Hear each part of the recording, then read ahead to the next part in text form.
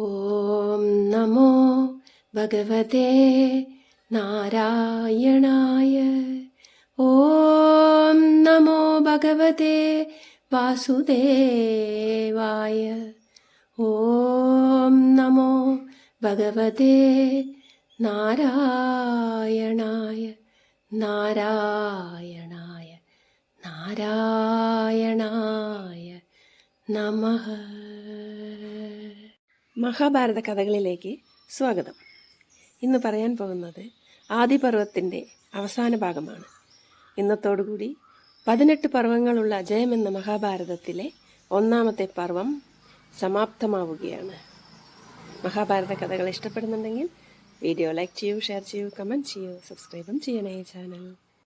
ദ്രോണരോട് പകമൂത്ത ദ്രുപദ രാജാവ് യാജൻ എന്ന താപസന്റെ അടുത്തേക്ക് ചെല്ലുകയും യാഗം നടക്കുകയും യാഗാഗ്നിയിൽ നിന്നും ദ്രൗപദി ജനിക്കുകയും ചെയ്തല്ലോ.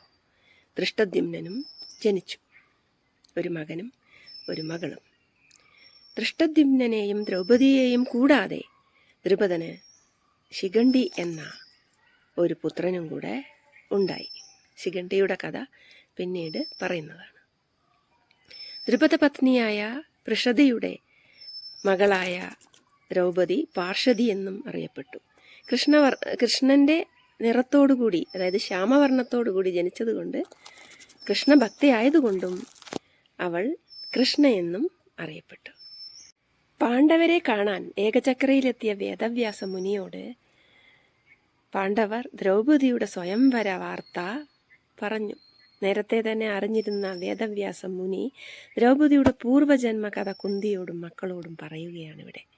മഹാകോപിഷ്ഠനും കുഷ്ഠരോഗിയുമായ മൗൽഗല്യൻ എന്ന മഹാമുനിയുടെ ഭാര്യയായിരുന്നു നാളായണി. നാളായണി എന്നാണ് ദ്രൗപദിയുടെ പൂർവജന്മത്തിലെ പേര്. ഭഗവതിയായ മഹാലക്ഷ്മിയുടെ അംശാവതാരമായിരുന്നു നാളായണി. പതിവ്രതയായ നാളായണി മൗൽഗല്യനെ നന്നായി പരിപാലിച്ചു, ശുശ്രൂഷിച്ചു. കുഷ്ഠരോഗി ആയിരുന്നതിനാൽ ഒരു ദിവസം കഞ്ഞി കുടിക്കുമ്പോൾ ഒരു വിരൽ മുറിഞ്ഞ് കഞ്ഞിയിൽ വീണു. ഭർത്താവിൻ്റെ ഉച്ഛിഷ്ടം കഴിക്കുന്നവളായിരിക്കണമല്ലോ ഭാര്യ. അങ്ങനെയാണ് ആ കാലത്തൊക്കെ ആചാരം. വിരൽ മുറിഞ്ഞു കിടക്കുന്നത് കണ്ട് നാളായണി കഞ്ഞി കളയുമെന്ന് മുനി കരുതി. പക്ഷേ ആ വിരൽ അതിലിട്ടുകൊണ്ട് തന്നെ അവൾ ആ ഭർത്താവിൻ്റെ ഉച്ഛിഷ്ടം കഴിച്ചു. ഇതിൽ സംപ്രീതനായ മുനി എന്ത് വരമാണ് നിനക്ക് വേണ്ടത് എന്ന് ചോദിച്ചു. കുഷ്ഠരോഗിയല്ലേ, ആരും ഇഷ്ടപ്പെടാത്ത ഒരു ശരീരവുമാണ്. അതുകൊണ്ട് തന്നെ പാഞ്ചാലി ഇങ്ങനെ പറഞ്ഞു: പ്രഭു, അങ്ങ് എൻ്റെ ഭർത്താവാണ്. പഞ്ചശരീരനായി അങ്ങ് എന്നെ രമിപ്പിച്ചാലും സുഖിപ്പിച്ചാലും. ഇത് കേട്ട് തൻ്റെ തപസ്സിലിരിക്കുന്ന മൗൽഗല്യമുനി തപസ് മുടക്കി പഞ്ചശരീരനായി, അതായത് 5 ശരീരം സൗമ്യനായി സൗന്ദര്യവാനായി നാളായണിയെ പ്രാപിക്കാൻ തുടങ്ങി. അമിത ആസക്തി ഉണ്ടായിരുന്ന നാളായണിയെ തൃപ്തിപ്പെടുത്തുന്നത് കൊണ്ട് മുനിയുടെ തപസ് മുടങ്ങി. ഇതിൽ കോപിഷ്ഠനായ മുനി നാളായണിയെ ശപിച്ചു: നിനക്ക് അടുത്ത ജന്മത്തിൽ തന്നെ 5 ഭർത്താക്കന്മാർ ഉണ്ടാവട്ടെ. അടുത്ത ജന്മത്ത് നാളായണി ഒരു മുനി കന്യകയായിട്ടാണ് ജനിച്ചത്, ഒരു മുനിയുടെ മകളായിട്ടാണ് ജനിച്ചത്. അവൾ പരമശിവനെ തപസ് ചെയ്തു. ഘോര തപസ് കഴിഞ്ഞ ഉടൻ പരമശിവൻ പ്രത്യക്ഷപ്പെട്ടു. എന്ത് വരമാണ് നിനക്ക് വേണ്ടത്? നാളായണി പറഞ്ഞു. ഇപ്പോൾ നാളായണിയല്ല, മുനി കന്യകയാണ്. മുനി കന്യക പറഞ്ഞു, എനിക്ക് നല്ലൊരു ഭർത്താവിനെ വേണം. അത് 5 തവണ പറഞ്ഞു. ഇപ്പം പരമശിവൻ പറഞ്ഞു, ആവട്ടെ, നിനക്ക് 5 ഭർത്താക്കന്മാർ ഉണ്ടാവും. ഇത് കേട്ട് ആ മുനികന്യക പറഞ്ഞു, അയ്യോ, 5 ഭർത്താവോ? അതെ, നീ 5 തവണ പറഞ്ഞതുകൊണ്ട് നിനക്ക് അങ്ങനെ ആയിരിക്കും, അതാണ് നിന്റെ വിധി. അതും പറഞ്ഞ് പരമശിവൻ അപ്രത്യക്ഷനായി. ഈ കഥ വേദവ്യാസ മുനി കുന്തിയോടും മക്കളോടും പറയുകയാണ്. സ്വയംവര മണ്ഡപത്തിലേക്ക് പുറപ്പെടുകയാണ് പാണ്ഡവർ. അവിടെ ഒരു കുശവന്റെ വീട്ടിൽ അമ്മയെ ആക്കി, ആ ബ്രാഹ്മണ ഗൃഹത്തിൽ നിന്നും പുറപ്പെട്ട് ഒരു കുശവന്റെ ഗൃഹത്തിൽ അമ്മയെ ആക്കി അവർ പാഞ്ചാല ദേശത്തേക്ക് പുറപ്പെടുകയാണ്. ഗംഗാതീരത്തെത്തി അവിടെ ഒരു തീർത്ഥത്തിൽ കുളിക്കാൻ വേണ്ടി ഇറങ്ങിയപ്പോൾ അവിടെ ഒരു ഗന്ധർവൻ കുളിക്കുന്നത് ശ്രദ്ധയിൽപ്പെട്ടു. പരിവാരങ്ങളും ഉണ്ട്, തോഴിമാരും ഉണ്ട്. ഉടനെ തന്നെ ചിത്രരഥൻ എന്ന ഗന്ധർവൻ അർജുനനെ തടയുകയും ഇതിലൂടെ പോവരുതെന്ന് താക്കീത് കൊടുക്കുകയും ചെയ്തു. അർജുനനും ചിത്രരഥനും തമ്മിൽ ഏറ്റുമുട്ടി ഘോരയുദ്ധം തന്നെ നടന്നു. അവസാനം ആഗ്നേയാസ്ത്രം പ്രയോഗിക്കേണ്ടി വന്നു അർജുനന്. ആഗ്നേയാസ്ത്രത്തിൽ ചിത്രരഥന്റെ രഥം കത്തിച്ചാമ്പലായി. ഒരുപാട് കഴിവുകളുള്ള അർജുനനെ ചിത്രരഥൻ ഇങ്ങനെ നോക്കി നിന്നു. ചിത്രരഥൻ അർജുനനെ ഇഷ്ടമായി. കഴിവ് കണ്ട് അന്തം വിട്ട് നിൽക്കുകയാണ് ചിത്രരഥൻ. തുടർന്ന് അർജുനനോട് ആവശ്യപ്പെട്ടു, ആഗ്നേയാസ്ത്രം എനിക്ക് നീ ഉപദേശിച്ചു തരണം. 6 മാസക്കാലം ഒറ്റക്കാലിൽ തപസ് ചെയ്താൽ കിട്ടുന്ന ഒരു മായാവിദ്യയുണ്ട്, ചാക്ഷുഷി. ചാക്ഷുഷി എന്ന ആ മായാവിദ്യ ഭൂമിയിൽ കാണുന്ന സൂക്ഷ്മാണുവിനെ പോലും കാണാൻ പറ്റും, എവിടെ നിന്നും കാണാൻ പറ്റും. ഈ ഒരു വിദ്യ ഗന്ധർവൻ, ചിത്രരഥൻ എന്ന ഗന്ധർവൻ അർജുനന് ഉപദേശിച്ചു കൊടുത്തു. 5 പാണ്ഡവർക്കും 100 വീതം ദിവ്യ അശ്വങ്ങളെ, കുതിരകളെ ഗന്ധർവൻ നൽകി. അതിന് അമിത വേഗതയാണ്.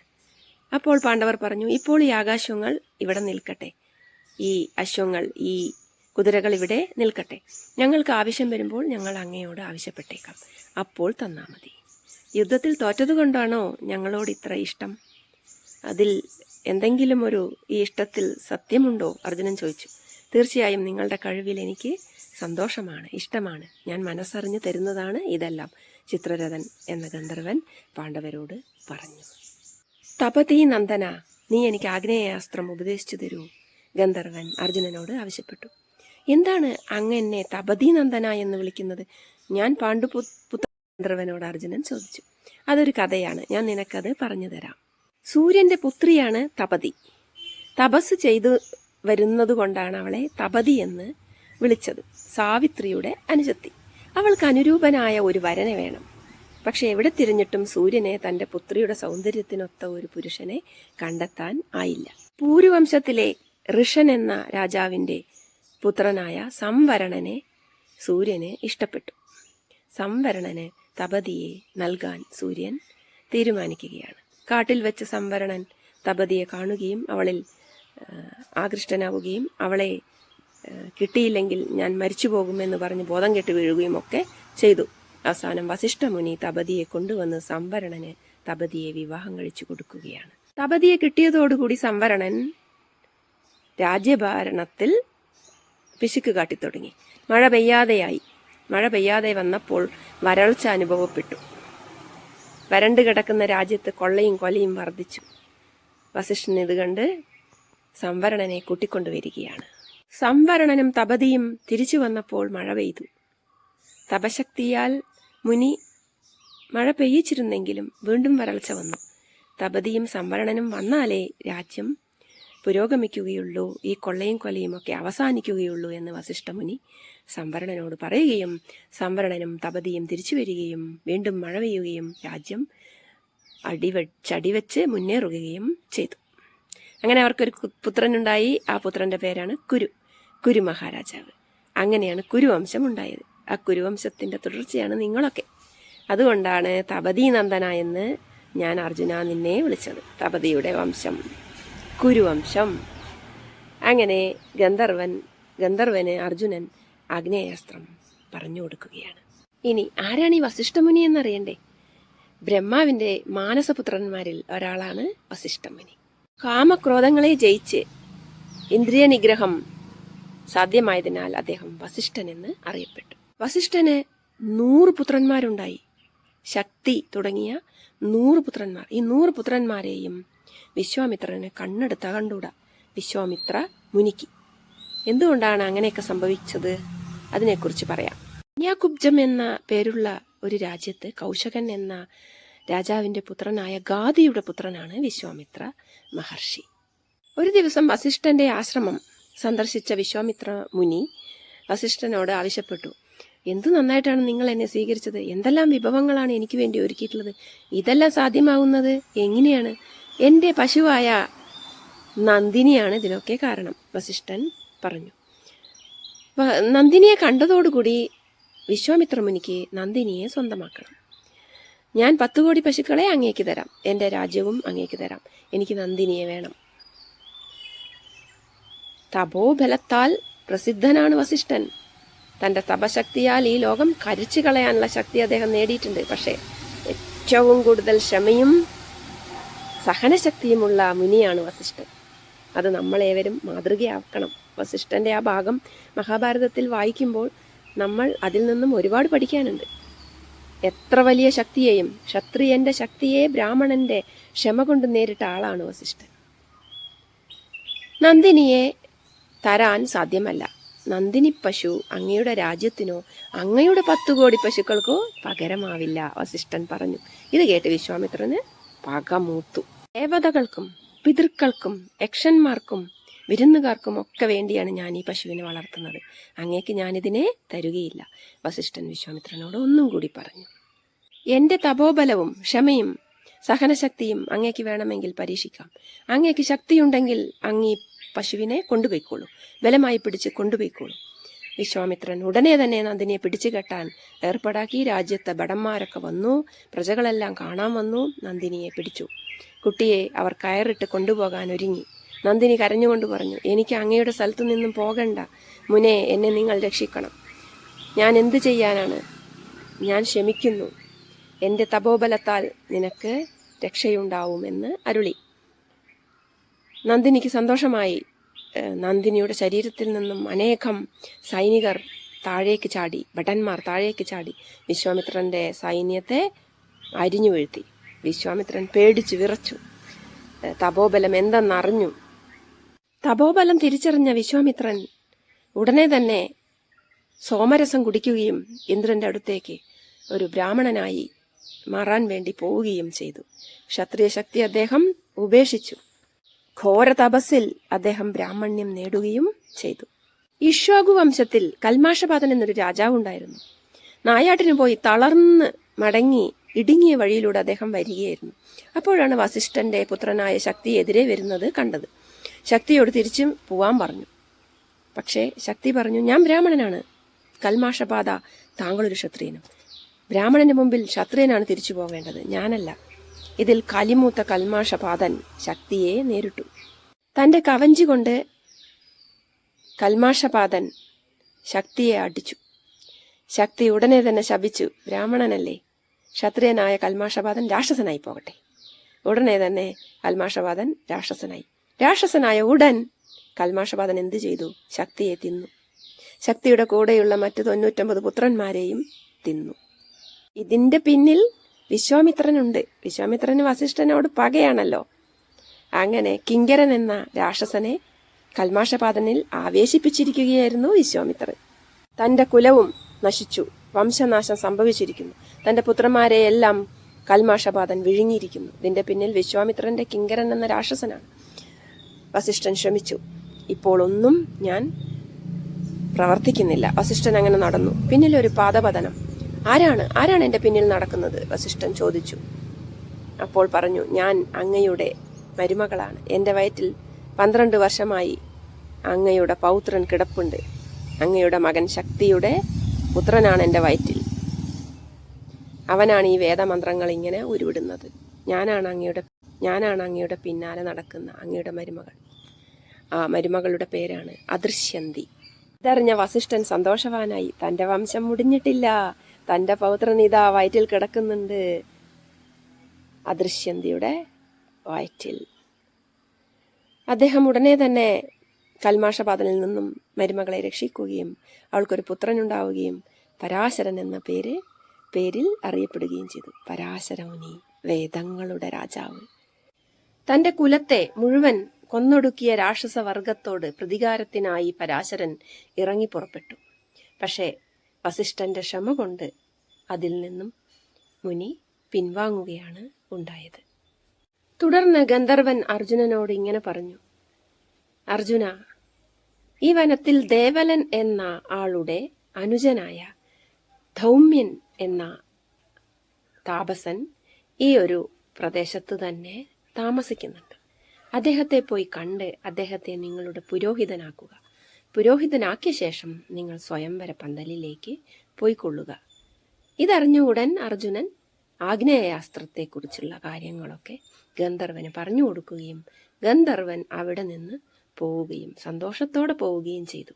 ആവശ്യമുള്ളപ്പോൾ ആ അശ്വങ്ങളെ വിളിച്ചാൽ മതി, അവ പറന്നെത്തുമെന്ന് വാക്കുകൊടുത്തുകൊണ്ട്. ഭാഗീരഥി നദീതീരത്തുള്ള ദൗമ്യാശ്രമത്തിൽ പാണ്ഡവർ എത്തുകയും ഗന്ധർവൻ പറഞ്ഞതനുസരിച്ച് ദൗമ്യനെ പുരോഹിതനാക്കി മാറ്റുകയും അവരോടൊപ്പം സ്വയംവര പന്തലിലേക്ക് പോവുകയും ചെയ്തു.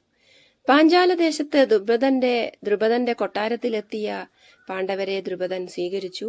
ബ്രാഹ്മണരുടെ അടുത്തവരെ ഇരുത്തി, ബ്രാഹ്മണരാണെന്ന് കരുതിയിട്ട്. ദ്രുപദന് അർജുനന് തന്റെ മകളെ കൊടുക്കാനായിരുന്നു ഇഷ്ടം. അർജുനൻ വരും എന്നുള്ള വിശ്വാസത്തോടുകൂടി തന്നെ ദ്രുപദൻ പ്രത്യേകം പണി കഴിപ്പിച്ചിട്ടുള്ള അമ്പും വില്ലുമാണ് അവിടെ വെച്ചിട്ടുള്ളത്. അത് അർജുനന് മാത്രമേ കുലയ്ക്കാൻ കഴിയുകയുള്ളൂ എന്ന ഉറപ്പോടുകൂടി തന്നെ. അങ്ങനെ പാഞ്ചാലി അതീവ സുന്ദരിയായ പാഞ്ചാലി ഹാരവുമായി തയ്യാറായി നിൽക്കുകയാണ് സ്വയംവരത്തിനായി. എല്ലാവരും വന്നു ചേർന്നിട്ടുണ്ട്, കർണനടക്കം. ശകുനി, കർണൻ, ദുര്യോധനൻ, ദുശാസനൻ എന്നു വേണ്ട പ്രമുഖരായ എല്ലാ രാജാക്കന്മാരും ഇങ്ങനെ ഇരിക്കുകയാണ്. ആരെയാണ് ദ്രൗപദി വരിക്കുക എന്നുള്ള ആകാംക്ഷയോടെ. അങ്ങനെ സ്വയംവരത്തിന്റെ സമയമായി. ഓരോരുത്തരും അമ്പും വില്ലും എടുത്ത് കുലയ്ക്കാനുള്ള ശ്രമത്തിലായി. ദുര്യോധനനും ദുശാസനനും ഒക്കെ കുഴഞ്ഞു വീണു. ആർക്കും അത് കുലയ്ക്കാൻ സാധിച്ചില്ല. വലിയ നിരാശയോടുകൂടി തന്നെ അവരവരുടെ ഇരിപ്പിടങ്ങളിലിരുന്നു. കർണൻ വന്നു. കർണൻ ആ വില്ലെടുത്ത് കുലയ്ക്കാനുള്ള ഒരുക്കത്തിലാണ്. കർണൻ അത് സാധിക്കുകയും ചെയ്യും. സൂര്യപുത്രനല്ലേ. ഇത് കണ്ട പാഞ്ചാലി എഴുന്നേറ്റ് വന്ന് ഇങ്ങനെ പറഞ്ഞു, ഞാൻ ഒരിക്കലും സൂതപുത്രനെ വരിക്കുകയില്ല, സൂതപുത്രനായ കർണനെ വരിക്കുകയില്ല. അതുകൊണ്ട് അമ്പ് കുലയ്ക്കാൻ, വില്ല് കുലയ്ക്കാൻ വരേണ്ട ആവശ്യമില്ല കർണന്. കർണൻ ഇത് കേട്ട് ഭയങ്കര സങ്കടമായി. തൻ്റെ കുലത്തെ പറഞ്ഞതുകൊണ്ട് അതീവ ദുഃഖത്തോടെ സൂര്യനെ ഒന്ന് നോക്കുകയും ചെയ്തു. വട്ടം ചുറ്റുന്ന യന്ത്രത്തിന്റെ വിടവിലൂടെ അർജുനൻ ലക്ഷ്യസ്ഥാനത്തേക്ക് തന്നെ അമ്പെയ്തു. എല്ലാവരും അത്ഭുതപ്പെട്ടു. ദേവനാദങ്ങൾ മുഴങ്ങി, പുഷ്പവൃഷ്ടിയുണ്ടായി, ദേവതകൾ കാണാനെത്തി. എല്ലായിടത്തും ആഹ്ലാദം അലതല്ലി. സർവാഭരണ വിഭൂഷിതയായി പാഞ്ചാലി ഹാരവുമായി നടന്നെടുത്തു. അർജുനന്റെ കഴുത്തിൽ മാലയിട്ടു. അർജുനനും ദ്രൗപദിയും അങ്ങനെ ഒന്നായി. 5 ഭർത്താക്കന്മാരെ നേടിയതുകൊണ്ടാണ് പാഞ്ചാലി എന്ന് ദ്രൗപദി അറിയപ്പെട്ടത്. അതെങ്ങനെയാണെന്ന് പറയാം. പാഞ്ചാല ദേശത്തിന്റെ അധിപതിയായ ദ്രുപദരാജാവിന്റെ പുത്രി എന്ന നിലയ്ക്കും 5 ഭർത്താക്കന്മാരെ ലഭിച്ചവൾ എന്ന നിലയ്ക്കും ദ്രൗപദി പാഞ്ചാലി എന്ന് അറിയപ്പെട്ടു. ക്ഷത്രിയ കുലത്തിൽ പിറന്ന ഒരു പെൺകുട്ടി ബ്രാഹ്മണനെ കല്യാണം കഴിക്കുകയോ? അതെങ്ങനെ നടക്കും? എല്ലാവരും അവിടേക്ക് നോക്കി. അപ്പോൾ കൗരവരുടെ ഈ ഒരു സംസാരം കേട്ട് എല്ലാവരും അതിശയിച്ചു നിന്നു. ശരിയാണല്ലോ, ബ്രാഹ്മണനാണല്ലോ ഇപ്പോൾ വന്ന് ക്ഷത്രിയ വംശത്തിലെ കുട്ടിയെ കല്യാണം കഴിച്ചത്. അതുകൊണ്ട് തന്നെ പാഞ്ചാലിയെ ദ്രൗപദിയെ തീയിലിടാൻ അവർ കൽപ്പിച്ചു. പക്ഷേ ഭീമന്റെ പ്രഹരം, ഗദയുടെ പ്രഹരം ഏറ്റ് ദുര്യോധനനും ദുശാസനനുമൊക്കെ പേടിച്ചരണ്ടു. ഭീമൻ പറഞ്ഞു, ഞാൻ ഒറ്റയ്ക്ക് മതി ഇവരെയൊക്കെ നേരിടാൻ, നിങ്ങളവിടെ മിണ്ടാതിരുന്നാൽ മതി എന്ന് പറഞ്ഞു. തമാശ കണ്ടോളാൻ പറഞ്ഞു. ബ്രാഹ്മണരെ കന്തം വിട്ടുപോയി. എന്താണ് ഈ കഥ? ശക്തിയേറെയുള്ള ക്ഷത്രിയരെ ബ്രാഹ്മണരായ ഈ 5 കുമാരന്മാർ നേരിടുന്നു. അർജുനൻ കർണനോട് ഏറ്റുമുട്ടി. കർണന് മനസ്സിലായി, ഇതൊരു വില്ലാളി വീരനായ ബ്രാഹ്മണനാണ്, ഞാനിവിടെ വെറുതെ നാണം കെടാനില്ല. കർണൻ യുദ്ധം ഉപേക്ഷിച്ച് അവിടെ നിന്നും പോവുകയാണ് ഉണ്ടായത്. അങ്ങനെ ദ്രൗപദിയെയും കൊണ്ട് കുശവന്റെ ഗൃഹത്തിലേക്ക് പാണ്ഡവർ എത്തി. അർജുനൻ വിളിച്ചു പറഞ്ഞു, അമ്മേ, ഭിക്ഷ കൊണ്ടുവന്നിരിക്കുന്നു. അമ്മ ഉള്ളിൽ നിന്നും പറഞ്ഞു, 5 പങ്കിട്ടെടുത്തോളൂ. എന്താണ് ഭിക്ഷ? ദ്രുപദ രാജകുമാരിയായ ദ്രൗപദിയാണ്. അമ്മ വാതിൽ തുറന്നു നോക്കിയപ്പോൾ സുന്ദരിയായ മരുമകളെ കണ്ടു. സന്തോഷമായി. താൻ പറഞ്ഞതിൽ കുറ്റബോധം വന്ന കുന്തി യുധിഷ്ഠിരനോട് പറഞ്ഞു, ഇനി എന്തു ചെയ്യും? ഇത് വിധിയാണമ്മേ, നാരദ മഹർഷിയെ നമുക്ക് വിളിക്കാം. ഉടനെ തന്നെ നാരദ മഹർഷി അവിടെ പ്രത്യക്ഷപ്പെട്ടു. നാരദ മഹർഷി ചില നിയമങ്ങളൊക്കെ വെച്ചുകൊണ്ട് പാഞ്ചാലി എന്ന പേരിൽ ഇവൾ അറിയപ്പെടും ഇവൾക്ക് 5 ഭർത്താക്കന്മാര് ആണ് ഉണ്ടാവുക. അത് അവളുടെ വിധിയാണ്. നാളായണി ആയിരുന്നു ഇവൾ. അതുകൊണ്ട് ഇന്ന് മുതൽ ഇവൾ പാഞ്ചാലി എന്നറിയപ്പെടും. പൂയം നക്ഷത്രത്തിൽ നമുക്ക് ഇവളുടെ പാണിഗ്രഹണം, വിവാഹം നടത്തണം. അങ്ങനെ പാഞ്ചാലി അവരോടൊപ്പം കഴിയാൻ തുടങ്ങി. ഓരോ വർഷവും ഓരോ ഭർത്താക്കന്മാരുടെ അടുത്തായിരിക്കും അവൾ. നാരദൻ കൊണ്ടുവന്ന നിയമമാണത്. അപ്പോൾ മറ്റുള്ളവർ അവളെ പെങ്ങളായി കരുതിപ്പോന്നു. എല്ലാവരും അവളെ സംരക്ഷിച്ചു. അവൾ കുന്തിയോടൊപ്പം ഭർത്താക്കന്മാരോടൊപ്പം സുഖമായി താമസിച്ചു. ദ്രൗപദിയെ ദുര്യോധനനാണ് വിവാഹം കഴിച്ചതെന്ന് അന്ധനായ ധൃതരാഷ്ട്രരെ വിതുരർ പറഞ്ഞു ധരിപ്പിച്ചു. സന്തോഷവാനായ ധൃതരാഷ്ട്രർ തന്റെ മകന് നല്ലൊരു പെണ്ണ് കിട്ടിയ സന്തോഷത്തിൽ ആഘോഷിക്കാൻ തീരുമാനിച്ചു. അപ്പോഴാണ് ധൃതരാഷ്ട്ര ശരിയായ സത്യം അറിഞ്ഞത്. ദുര്യോധനൻ ദുശാസനനും വന്ന് കാര്യങ്ങളൊക്കെ പറഞ്ഞു. അച്ഛാ, പാണ്ഡവർ മരിച്ചിട്ടില്ല, അവർ ജീവിച്ചിരിപ്പുണ്ടെന്ന് യാതൊരു സംശയവുമില്ല. ഇപ്പോഴിതാ ദ്രൗപദിയെ ഞങ്ങൾക്ക് ലഭിച്ചതുമില്ല. എല്ലാം അറിഞ്ഞ ഭീഷ്മരും ദ്രോണരും ധൃതരാഷ്ട്രരോട് പറഞ്ഞു, പാണ്ഡവർക്ക് പാതിരാജ്യം കൊടുക്കുക തന്നെ വേണം. അത് കൊടുത്തില്ലെങ്കിൽ വിധി മറ്റൊന്നായിരിക്കും. അങ്ങനെ ധൃതരാഷ്ട്രർ പാണ്ഡവർക്ക് പകുതി രാജ്യം കൊടുക്കാൻ തീരുമാനിച്ചു. കൊടുക്കുക തന്നെ ചെയ്തു. ഇന്ദ്രപ്രസ്ഥം എന്ന് പേരിട്ട് അവർ അവിടെ ഭരിക്കാൻ തുടങ്ങി. യുധിഷ്ഠിരൻ ഭരിക്കാൻ തുടങ്ങി. എല്ലാവരും സുഖമായി കൊട്ടാരത്തിൽ താമസിച്ചു വന്നു. ശ്രീകൃഷ്ണനും ബലരാമനും കുറെ കാലം ഇന്ദ്രപ്രസ്ഥത്തിൽ കഴിയുകയും അവർ പിന്നീട് ദ്വാരകയിലേക്ക് മടങ്ങിപ്പോവുകയും ചെയ്തു. നാരദ മഹർഷി ഒരു കഥയിലൂടെ പാണ്ഡവർ പാഞ്ചാലിയെ വെറുക്കാതിരിക്കാൻ, തമ്മിൽ തല്ലാതിരിക്കാൻ വേണ്ടി ഒരു ഗുണപാഠ കഥ പറയുകയാണ്. നടന്ന കഥ. യുധിഷ്ഠിരൻ ആ കഥ കേൾക്കാൻ ആകാംക്ഷാഭരിതനായി നാരദ മഹർഷിയുടെ മുന്നിലിരുന്നു. പാണ്ഡവരെല്ലാവരും തന്നെ ഇരുന്നു. അപ്പോൾ നാരദ മഹർഷി കഥ തുടർന്നു. ഹിരണ്യകശിപു വംശത്തിൽ ഒരു രാജാവുണ്ടായിരുന്നു. ആ രാജാവിന്റെ പേര് നികുംബൻ ആയിരുന്നു. നികുംബൻ എന്ന അസുരൻ. ആ അസുരന് 2 പുത്രന്മാർ, സുന്ദർ, ഉപസുന്ദർ. സുന്ദൻ, ഉപസുന്ദൻ എന്നറിയപ്പെട്ടവര്. സുന്ദൻ, ഉപസുന്ദൻ. ഈ 2 സഹോദരന്മാരും പരസ്പരം തല്ലിയല്ലാതെ മരിക്കാൻ പാടില്ല എന്ന് ബ്രഹ്മാവിൽ നിന്നും വരം വാങ്ങുകയും ചെയ്തു. ബ്രഹ്മാവ് അതിസുന്ദരിയായ ഒരു അപ്സരസിനെ സൃഷ്ടിച്ചു. എന്തുകൊണ്ടെന്നാൽ സുന്ദനും ഉപസുന്ദനും ഭൂമിയിൽ പരാക്രമം കാണിക്കാൻ തുടങ്ങി. അതായത് ആളുകളെയൊക്കെ ഹിംസമൃഗങ്ങളുടെ രൂപം ധരിച്ച് കൊന്നൊടുക്കാൻ തുടങ്ങി. അസ്ഥിപഞ്ജരങ്ങളുടെ കൂനയാവാൻ തുടങ്ങി ഭൂമി. ജനങ്ങളെല്ലാം ഭയന്നു. അവരെല്ലാം പേടിച്ചോടി. അപ്പോഴാണ് തിലോത്തമയെ സൃഷ്ടിക്കുന്നത്. ദേവസ്ത്രീയായ അപ്സരസായ തിലോത്തമയുടെ സൗന്ദര്യത്തിൽ വീണു 2 പേരും. എനിക്കവളെ വേണം, എനിക്കവളെ വേണം, എനിക്കവളെ വേണം. തമ്മിൽ തല്ലായി.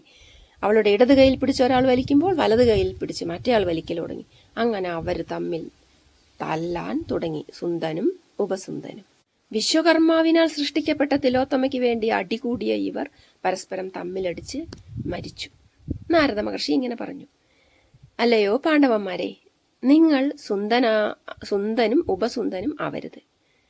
ഇതുപോലൊരു പെണ്ണിന് വേണ്ടി തമ്മിൽ തല്ലരുത്. അതെനിക്ക് വാക്ക് തരണം. അങ്ങനെ പാഞ്ചാലിക്ക് വേണ്ടി തമ്മിൽ തല്ലില്ലെന്ന് പാണ്ഡവർ വാക്കുകൊടുത്തു. അത് അവർ പാലിക്കുകയും ചെയ്തു. പാഞ്ചാലി മഹാറാണിയായി ഇന്ദ്രപ്രസ്ഥത്തിൽ വാണരുളുകയും ചെയ്തു. പാഞ്ചാലി ഒരു ഭർത്താവിന്റെ കൂടെ കഴിയുമ്പോൾ മറ്റുള്ളവരൊന്നും അവിടേക്ക് പോകരുത്. അതൊരു നിയമമാണ് നാരദ മഹർഷിയുടെ. അങ്ങനെ യുധിഷ്ഠിരനോടൊപ്പം കഴിയുകയാണ് പാഞ്ചാലി. ആ സമയത്ത് രാജ്യത്ത് കുറെ പശുക്കൾ മോഷണം പോയി. ഒരു ബ്രാഹ്മണന്റെ. വേഗം അർജുനന്റെ അടുത്തേക്ക് ചെന്ന് അവർ പറഞ്ഞു, പശുക്കളെല്ലാം എന്റെ പോയി, ഞാൻ ഇനി എങ്ങനെ ജീവിക്കും? യുധിഷ്ഠിരന്റെ സ്ഥലത്തു നിന്നാണ് പശുക്കളെ കണ്ടെത്തിയത്. അപ്പൊ അവയെ പോയി പിടിച്ചുകെട്ടി കൊണ്ടുവരണം. ഏട്ടന്റെ സ്ഥലത്തേക്ക് പോകാനും പാടില്ല. അത് ലംഘിച്ചാൽ 12 വർഷം വനവാസത്തിന് പോവുകയും വേണം.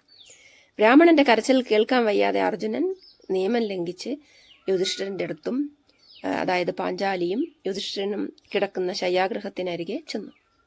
ഇതിൽ നിയമം തെറ്റിച്ചതാണല്ലോ. ജ്യേഷ്ഠൻ വന്ന് പറഞ്ഞു, സാരമില്ല അനിയ, ഈ പശുക്കളെ രക്ഷിക്കാൻ വേണ്ടി നീ വന്നതല്ലേ, നീ വനവാസത്തിനൊന്നും പോവേണ്ട. നിയമമാണ് ഏട്ടാ, ഞാൻ പോവുക തന്നെ വേണം. അർജുനൻ അവിടെ നിന്നും വനവാസത്തിനായി പുറപ്പെടുകയാണ്. വനവാസത്തിനായി ഇറങ്ങി പുറപ്പെട്ട അർജുനൻ ഗംഗാനദിയിൽ ഇറങ്ങുകയും ഗംഗാനദിയിൽ വെച്ച് നാഗറാണി നാഗസുന്ദരിയായ ഉലൂബി അർജുനനെ വലിച്ചുകൊണ്ടുപോയി. എനിക്ക് നിങ്ങളെ ഇഷ്ടമാണ്, എനിക്ക് നിങ്ങളോടൊപ്പം കഴിയണം. അങ്ങനെ അർജുനൻ ഉലൂബിയെ ഇഷ്ടപ്പെടുകയും ഉലൂബിയോടൊത്ത് കുറെ കാലം കഴിയുകയും ചെയ്തു. പൗരവ്യൻ എന്ന നാഗത്തിന്റെ പുത്രിയായിരുന്നു ഉലൂബി. സന്തോഷത്തോടുകൂടി അർജുനൻ കുറെ കാലം അവളെ ഭാര്യാപദത്തിലിരുത്തുകയും നാഗകന്യകയോടൊപ്പം കുറെ കാലം കഴിയുകയും ചെയ്തു. പൗരവ്യൻ എന്ന നാഗത്തിന്റെ പുത്രിയായിരുന്നു ഉലൂബി. സന്തോഷത്തോടുകൂടി അർജുനൻ കുറെ കാലം അവളെ ഭാര്യാപദത്തിലിരുത്തുകയും നാഗകന്യകയോടൊപ്പം കുറെ കാലം കഴിയുകയും ചെയ്തു. തുടർന്ന് മഹേന്ദ്രപർവ്വതത്തിനടുത്തുള്ള മണിപുരം എന്ന സ്ഥലത്തെത്തി.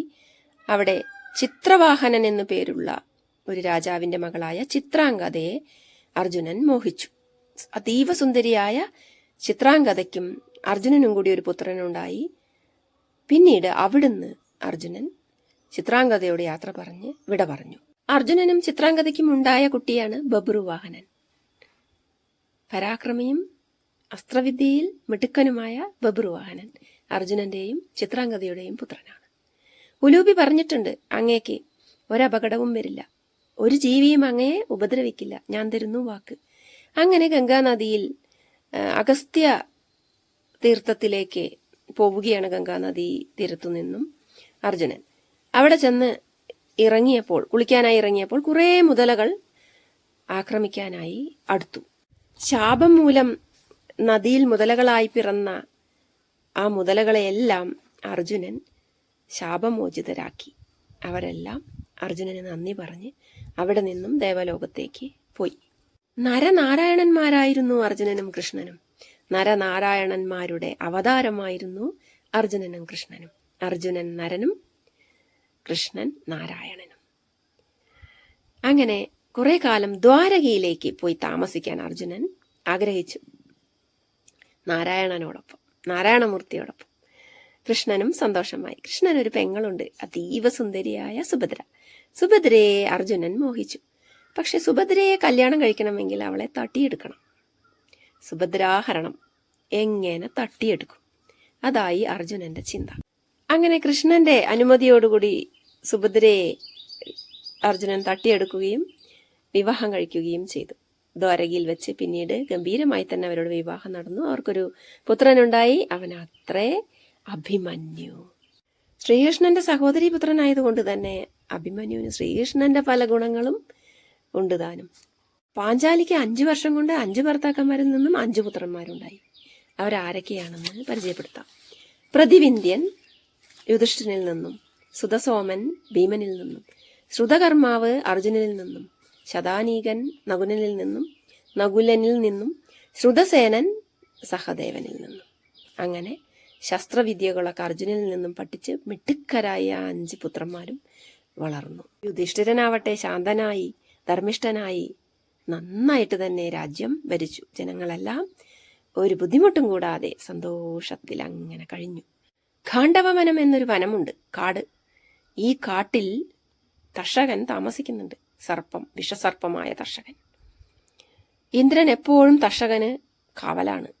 തർഷകനെ ആർക്കും ഒന്നും ചെയ്യാൻ കഴിയില്ല. ഇന്ദ്രന്റെ ഒരു കനത്ത കാവൽ ഉണ്ട്.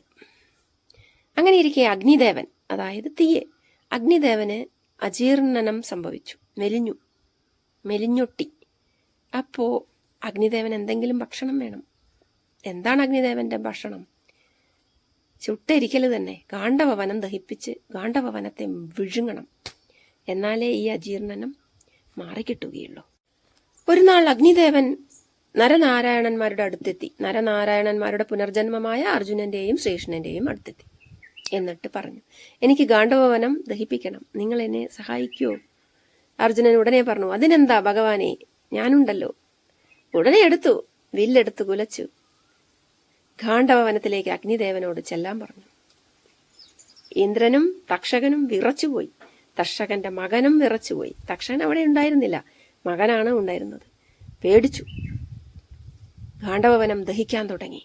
അഗ്നിദേവൻ ഓരോ ഭാഗമായി വിഴുങ്ങി വന്നു. ആളി കത്തുകയാണ് തീ. ഇന്ദ്രന്റെ ജലധാരയൊക്കെ അമ്പെയ്ത് തടുത്ത് അഗ്നിദേവനെ അർജുനൻ പ്രസാദിപ്പിച്ചു. ഗാണ്ഡവവനം മുഴുവൻ അഗ്നിദേവൻ ചുട്ട് ചാമ്പലാക്കി ഭക്ഷിച്ചു. സംപ്രീതനായ അഗ്നിദേവൻ അർജുനനും കൃഷ്ണനും, അതായത് നരനാരായണന്മാരുടെ പുനർജന്മങ്ങൾക്ക് കുറച്ച് വരങ്ങളും സഹായങ്ങളും നൽകി. അഗ്നിദേവന്റെ നിർദ്ദേശപ്രകാരം വരുണ ഭഗവാൻ അർജുനന് ഗാണ്ഡീവം എന്ന വില്ലും അമ്പൊടുങ്ങാത്ത ആവനാഴിയും സമ്മാനമായി നൽകി. ശ്രീകൃഷ്ണ ഭഗവാന് കൗമോദകി എന്ന ഗദ സമ്മാനമായി കൊടുത്തു. എവിടെയും കത്തിച്ചാമ്പലാക്കി തിരിച്ചു വരുന്ന ചക്രവും ഭഗവാന് നൽകി. നരനാരായണന്മാരോട് ഏറ്റുമുട്ടാൻ നിനക്ക് കഴിവില്ല, നീ അതിനായിട്ടില്ല ഇന്ദ്ര എന്ന് ദേവലോകത്തു നിന്നും അശരീരി ഉണ്ടായതിനാലാണ് ഇന്ദ്രൻ പിൻവാങ്ങി പോയത്. ഇന്ദ്രനും അർജുനന്റെ കഴിവിൽ, ശ്രീകൃഷ്ണന്റെ കഴിവിൽ അഭിമാനിച്ചു. അവരുടെ കഴിവ് സമ്മതിച്ചു കൊടുത്തു. ഗാണ്ഡവനം 15 നാൾ എരിഞ്ഞുകൊണ്ടേയിരുന്നു. ഗാണ്ഡവനം അഗ്നിക്കിരയായിട്ട്. അതിൽ കുറച്ചു പേർ മാത്രമാണ് രക്ഷപ്പെട്ടത്. അതാരൊക്കെയെന്ന് പറയാം. തക്ഷകൻ അവിടെ ഉണ്ടായിരുന്നില്ലല്ലോ, അതുകൊണ്ട് തക്ഷകനെ ഒന്നും ഇത് ബാധിച്ചില്ല. തക്ഷകന്റെ പുത്രനായ അശ്വസേനൻ എന്ന പാമ്പ് രക്ഷപ്പെട്ടു. പിന്നീട് രക്ഷപ്പെട്ടത് മയൻ എന്ന അസുരനാണ്. പിന്നെ 4 ശാർങ്ങപക്ഷികളും രക്ഷപ്പെട്ടു. അങ്ങനെ 6 പേരാണ് ഈ തീയിൽ നിന്നും രക്ഷപ്പെട്ടത്. അഗ്നിയെ തൊഴുതു നിന്നു അഗ്നി വന്നപ്പോൾ. അപ്പോൾ അഗ്നി പിന്നെ 2 പേരെ കൊന്നില്ല. അത് പക്ഷികളുടെ പിതാവായ, ഈ ശാർങ്ങപക്ഷികളുടെ പിതാവായ മന്ദബാലനും വലിയ പക്ഷിയായ ജരിതാരിയുമാണ് രക്ഷപ്പെട്ടത്. അങ്ങനെ നരനാരായണന്മാർ ഒരിക്കലും പിരിയാതിരിക്കട്ടെ എന്ന വരമാണ് അഗ്നിദേവൻ നൽകിയത്. യമുനാ തീരത്ത് മയൻ എന്ന അസുരനും അർജുനനും കൃഷ്ണനും കുറേ നേരം ഇരുന്ന് വിശ്രമിച്ചു. അഗ്നി സംതൃപ്തനായി അജീർണനമൊക്കെ മാറ്റി പോവുകയും ചെയ്തു. ഇതോടുകൂടി ആദിപർവം സമാപിച്ചു. മഹാഭാരതത്തിലെ 18 പർവ്വങ്ങളിലെ 1ാമത്തെ പർവ്വമായ ആദിപർവം സമാപിച്ചു. ഇനി 17 പർവ്വങ്ങളാണ് ബാക്കിയുള്ളത്. അത് പറയാനുള്ള ഭാഗ്യം ഭഗവാൻ തരട്ടെ എന്ന് ഞാൻ പ്രാർത്ഥിക്കുന്നു. നിങ്ങളും പ്രാർത്ഥിക്കുമല്ലോ. മഹാഭാരത കഥയുടെ അടുത്ത പർവം സഭാപർവമാണ്.